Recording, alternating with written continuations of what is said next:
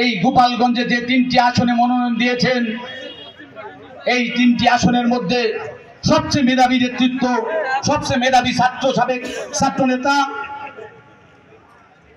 বহুদিনের আন্দোলন সংগ্রামের পরীক্ষিত নেতা ডক্টর কে.এম. বাবর আমাদের মাঝে উপস্থিত। আজকের অনুষ্ঠানের বিশেষ অতিথি। আজকে অনেকেই অনেক কথা বলেছেন, ডক্টর বাবরকে অনেকেই নাকি চেনেন না। ডক্টর বাবর নাকি বিগত দিনে আন্দোলন সংগ্রামে ছিল না। আমি তাদের উদ্দেশ্যে বলতে চাই, আজকের এই রামদের সমাবেশ আপনারা দেখে যান।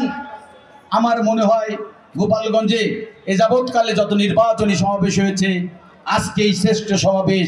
আজকে এই হাজার হাজার নেতা কর্মীদের স্বতঃস্ফূর্ত আগমন, সত্যি আমি অভিভূত হয়েছি। আমি বিশ্বাস করি আজকের এই ময়দানে যারা এসেছেন, আজকের এই সমাবেশে যারা এসেছেন, আপনারা যদি সত্যি আন্তরিকভাবে এসে থাকেন, আমি আশাবাদী ডক্টর কে.এম. বাবর এই গোপালগঞ্জ 2 আসন থেকে সংসদ সদস্য নির্বাচিত হবে। বন্ধুরা আমার, আমি আপনাদের কথা দিয়ে গেলাম, যদি আপনাদের প্রত্যক্ষ ভোটের মাধ্যমে আপনারা ডক্টর কে.এম. বাবরকে নির্বাচিত করেন, এবং আপনারা, আমি নিজেও গোপালগঞ্জ 1 আসন বকশিরপুর কাশিয়ানী থেকে ধানের শীষের মনোনয়ন পেয়েছি। টুঙ্গিপাড়া যদি 5টা ইউনিয়ন থেকে একটি উপজেলা হতে পারে, আমাদের রামদিয়া 7টা ইউনিয়ন কেন একটি উপজেলা হবে না?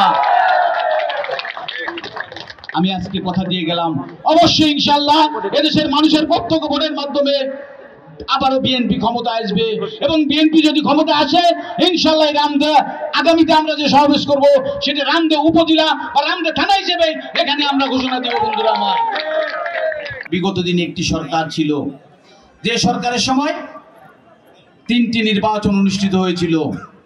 তার আগে মঈনুদ্দিন ফখরুদ্দিনের একটি তত্ত্বাবধায়ক সরকার ছিল, সেই সরকারের আমলে কিন্তু একটি নির্বাচন অনুষ্ঠিত হয়েছিল।